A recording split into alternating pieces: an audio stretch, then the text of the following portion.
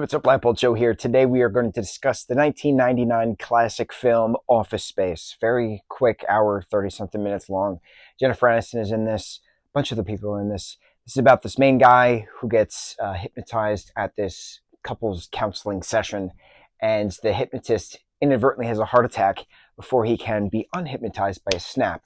And so then the premise of this film is that this guy who hates his job is still hypnotized and saying, I'm not going to work anymore, and I'm going to do what I want to do. But then he still goes to work, and he just goofs around. He plays Tetris on the computer. He does all these different things, and then there's reviews happening at his job to seeing whose job is worth saving, kind of a thing.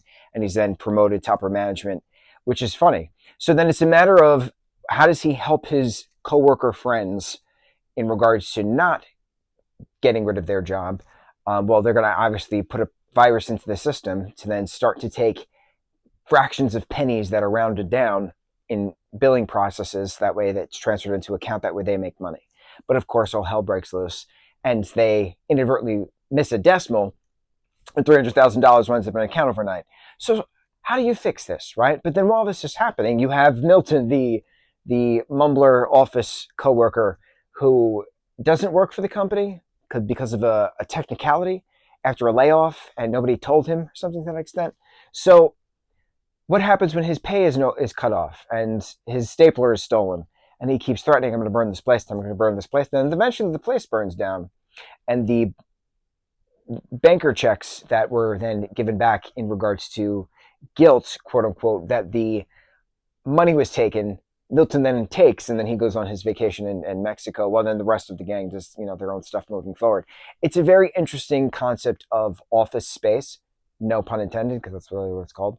But it's a good view into cubicle corporate America type of a thing, how everybody hates their job. Everybody still hates their job. Nobody wants to work. Nobody wants to waste their life for something just to make sure that the lights are stayed on and they're fed.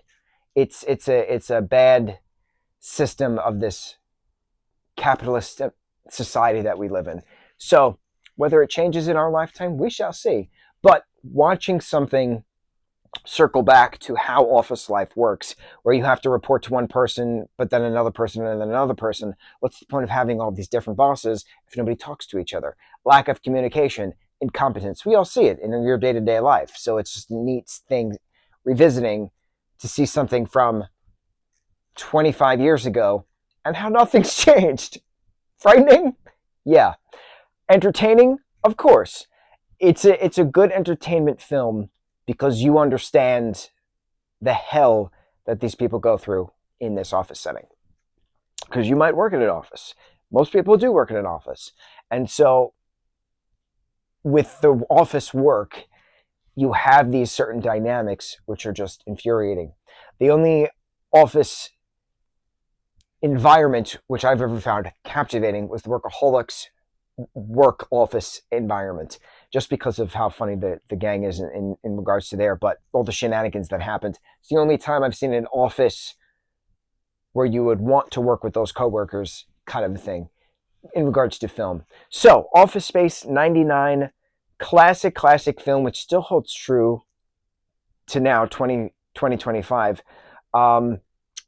What happens in the next 25 years in regards to this capitalist corporate America?